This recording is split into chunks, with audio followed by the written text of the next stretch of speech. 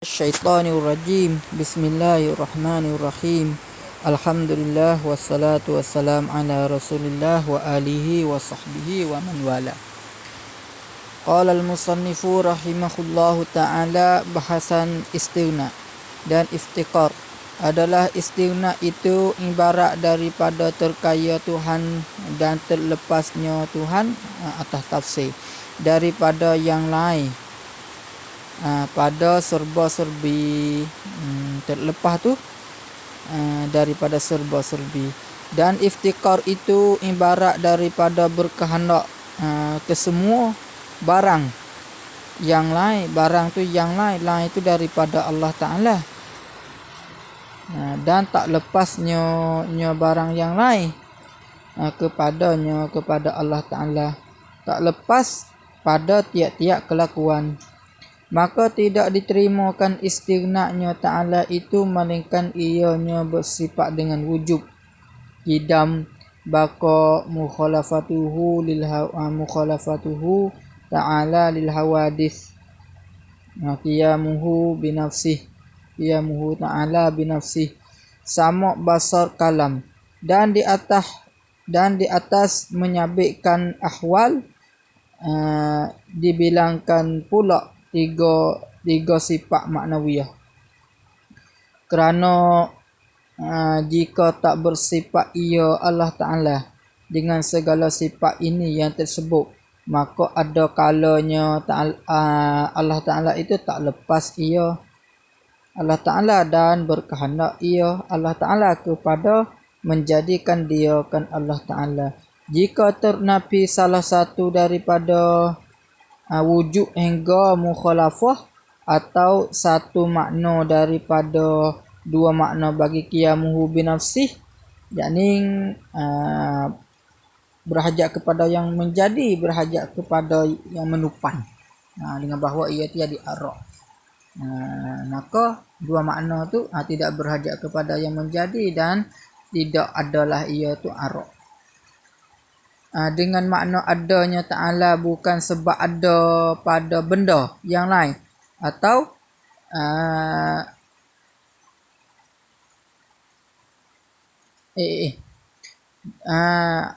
ulangi semula. Atau satu makna daripada dua makna bagi qiyamuhu Ta'ala binafsih, atau berkehendak atau tak lepas kepada zat yang ada ia Allah Ta'ala padanya pada zat. Jika ternafi qiyamuhu binafsih dengan makna adanya Ta'ala bukan dengan sebab ada benda, ada pada benda yang lain, atau berkehendak kepada mereka yang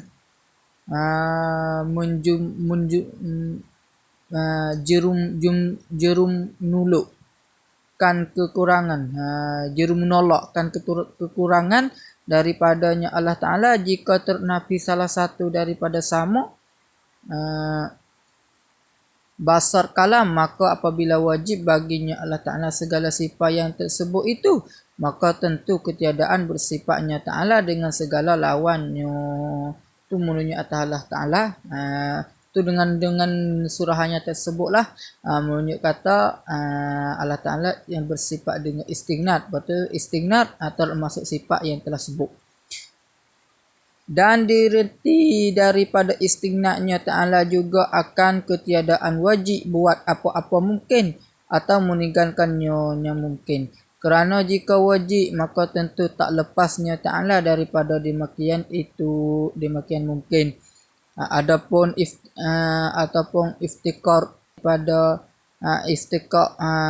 tiap-tiap yang lain kepadanya, yakni berhajat oleh yang lain kepada Allah Ta'ala itu, maka tentu dia Allah Ta'ala itu bersifat dengan wahdaniyah, hayat, qudrat, iradah, ilmu, empat maknawiyah atas kaum yang menyabitkan ahwal.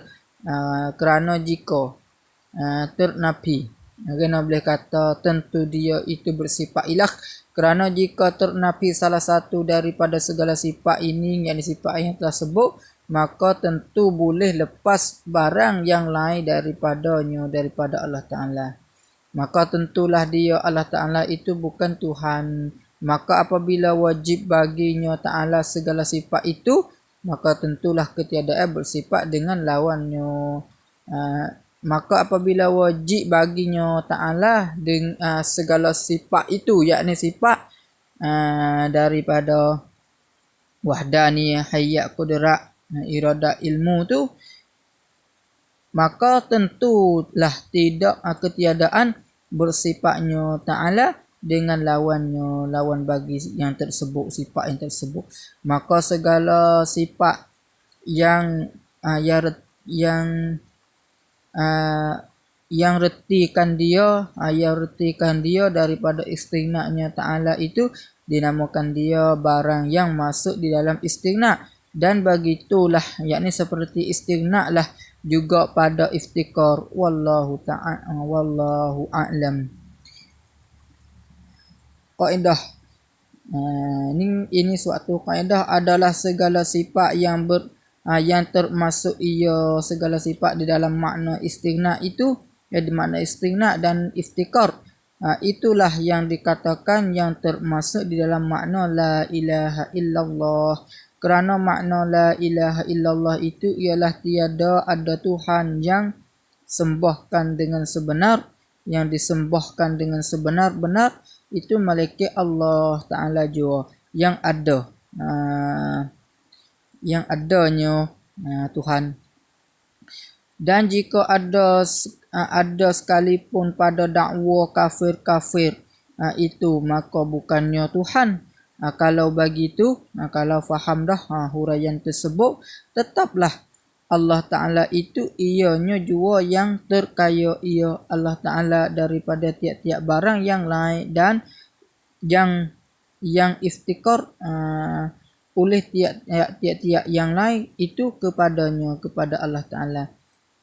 Maka masuklah di bawah makna keduanya itu segala sifat yang tersebut dahulu itu. Maka masuklah di bawah makna keduanya, istighna' dan iftikar itu segala sifat yang tersebut dahulu, yang daripada wujud, qidam, ilah, penjagaan. Ini suatu penjagaan adalah dikehendaki dengan termasuk mustahil di bawah makna yang tersebut itu. Adakah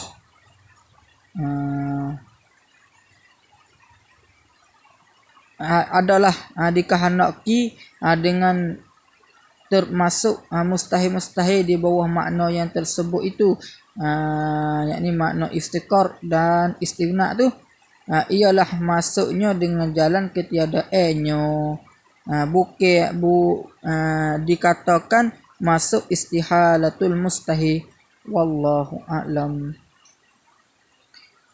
Bahasan: adakah mustahil itu qadim atau azali atau bahru atau tidak belaka-belaka? Telah terdahulu pada bicara hukum akal bahawasanya mustahil itu dua bangsa. Satunya benda yang tentu pada fikiran akal tak adanya,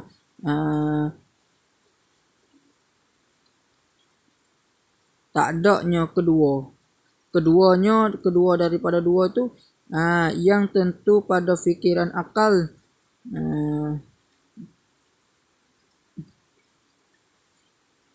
dan kalau begitu kejaplah tidak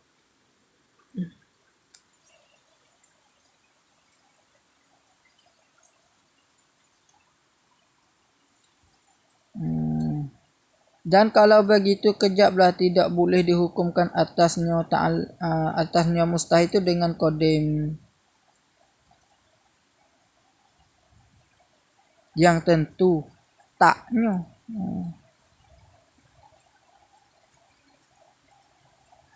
Tak payah je ni.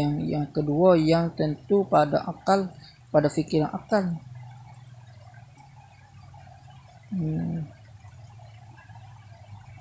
Yang tentu pada fikiran akan yang taknya, kena tambah sikit Allahu nampak ke. Keduanya yang tentu pada fikiran akal, taknya, yakni tiadanya ataupun tidaknya. Dan kalau begitu, kalau faham dah kata mustahil pada akal bagian, kejaplah tidak boleh dihukumkan atasnya atas mustahil dengan qadim. Kerana kena boleh kata tidak boleh. Kerana makna qadim itu benda yang ada yang tidak ada mula baginya bagi benda.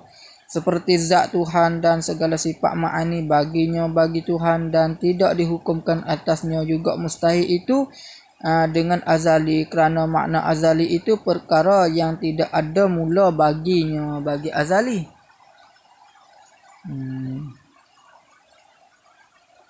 Sama ada perkara yang bangsa ada ataupun yang semata-mata sungguh dan sungguh di jua, yakni seperti sifat kidam ataupun baru bagi hamba, maka astagfirullahalazim, seperti sifat kidam baka, maka mustahil itu bukannya mustahil ada dan bukannya sungguh dan sungguh di. Dan kata pula kata kaum yang kuat bahwasanya kidam, qadim dan azali itu bersatu makna keduanya, iaitu perkara yang tidak ada mula baginya bagi satu perkara, sama ada benda yang ada ataupun yang semata-mata sungguh dan sungguh dijua. Kalau begitu, yakni kalau faham dah huraian musannif, mustahil itu tentulah tidak termasuk ia mustahil dan tidak terkena ia mustahil di bawah khilaf sekali-kali, yakni tidak adalah mustahil itu qadim, tidak ada khilaf kata mustahil itu qadim. Katanya kerana khilaf tu tambahan pula segala mustahil, ayat segala mustahil itu bukannya perkara yang ada mula, hanya yang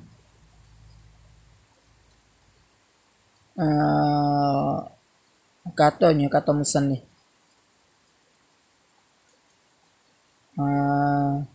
hanya yang tidak ada mula itu istihalah, yang tidak ada mula istihalah, yakni istihalatul mustahil, maka ialah yang termasuk di dalam takrif qadim atau azali atas khilaf yang maklum itu. Hendaklah ikhwan perhati pada takrif qadim dan azali daripada awal hingga akhir. Janganlah semata-mata mengambil hujung-hujung misal jua, seperti hujung misal upama sirajul huda, maka senantiasalah ikhwan berpenyakit latah sebuah mustahil qadim ataupun azali, dan menyuwah akan istihalatul mustahil, maka sahlah dinamakan dia yang tak faham Arabiyah dan lughah Melayu sendiri. Belajar di hulu, janganlah cepat kepada kata pelik kepada hamba, kerana dianya bukannya mustahil itu ada, dan bukannya sungguh, hanya yang sungguh itu ialah ketiadaan yang mustahil, seperti ketiadaan lemah dan ketiadaan jahil. Demikianlah kalau begitu yang qadim atau yang azali itu ialah yang istihalatul mustahil, ataupun azalinya azali istihalat, ataupun azalinya itu dengan dibuang lafaz ketiadaan, dengan bahawa dikatakan ketiadaan syarikul bari, dan ketiadaan segala yang mustahil. Maka ini takwil zahir, ini takwil dan terang ia di sisi yang mengerti akan makna mustahil.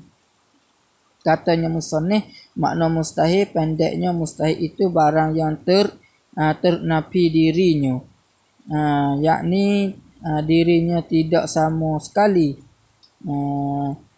maka tak tasawur sama sekali boleh berimpun dengan qadim dan azali, kerana keduanya itu diri keduanya tidak ternafi ada kalanya adanya dan ada kalanya sungguhnya jua. Maka yang ternafinya ialah awal dan mula jua. Hendak diperhati hingga faham, insya-Allah. Lepaslah daripada penyakit karut yang bermasyhur itu, dan jika sudah dijadikan karut mustahil qadim, mustahil baru itu di dalam beberapa risalah dan dijajakan jual serata-rata sekalipun. Dan tidak dikatakan pula mustahil itu baru kerana makna yang baru itu dua bangsa jua. Satunya yang baru ada seperti kita-kita ini, keduanya yang baru tak, yang baru berlaku seperti patah atau pecah. Beginilah yang diperiksakan pada cakapan Melayu Fatani. Kalau begitu, kalau faham dah, zahirlah kata mustahil itu bukannya baru kerana ianya mustahil itu bukan baru ada, dan bukannya mustahil itu baru berlaku. Adapun buta, tuli dan sebagainya yang pada manusia umpamanya itu, maka bukannya mustahil. Zahirnya dengan sekurang-kurang perhati. Pada zahir ia dengan sekurang-kurang perhati, dan di sisi yang baru-baru belajar peringatan pesanan guru Pak Da'el Fatani,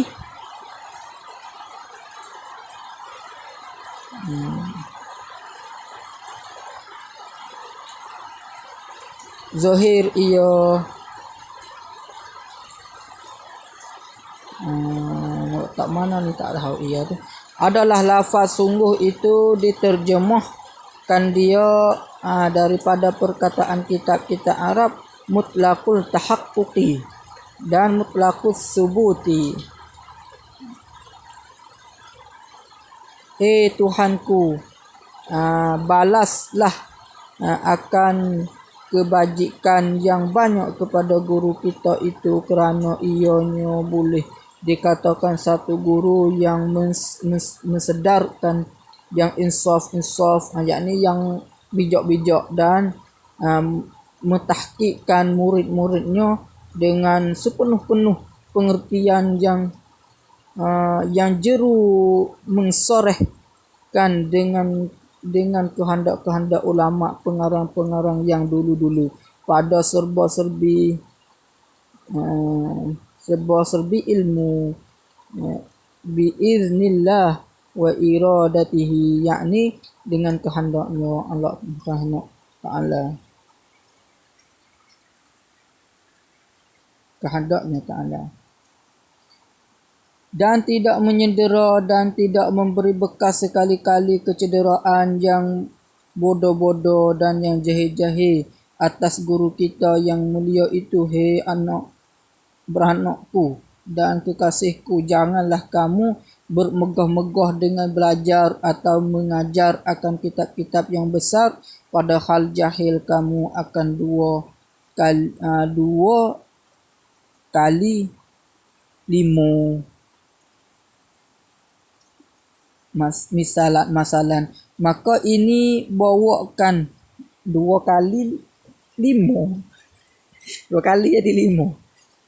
Maka ini bawakan jadi sebab yang merosakkan diri sendiri dan menjahilkan murid-muridnya, dan tidak segia dan tak layak bagi kita-kita yang mengajar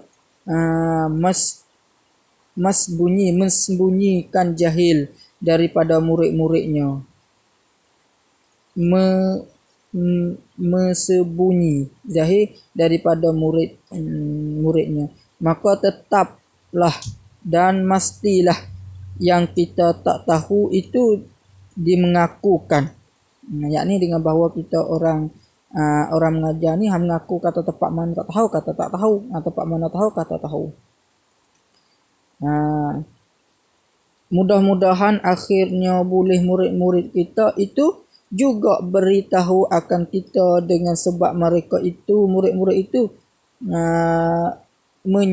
menyanyo-nyanyokan guru-guru, menanyo-nanyo akan guru-guru yang lain, dengan sebab ulama-ulama itu warasatul anbiya, yakni segala yang dapat pesaka ilmu daripada nabi-nabi, maka datang maka ada yang banyak dapat dan ada yang sedikitnya dapat ilmu itu. Wallahu a'lam. Allahumma salli afdala salati ala as'adi makhluqatika sayyidina Muhammad wa ala alihi wa sahbihi wasallim adada ma'lumatika wa midada kalimatika kullama zakaraka dzakiruna wa ghafala an dzikrihil ghafilun. Wallahu a'lam.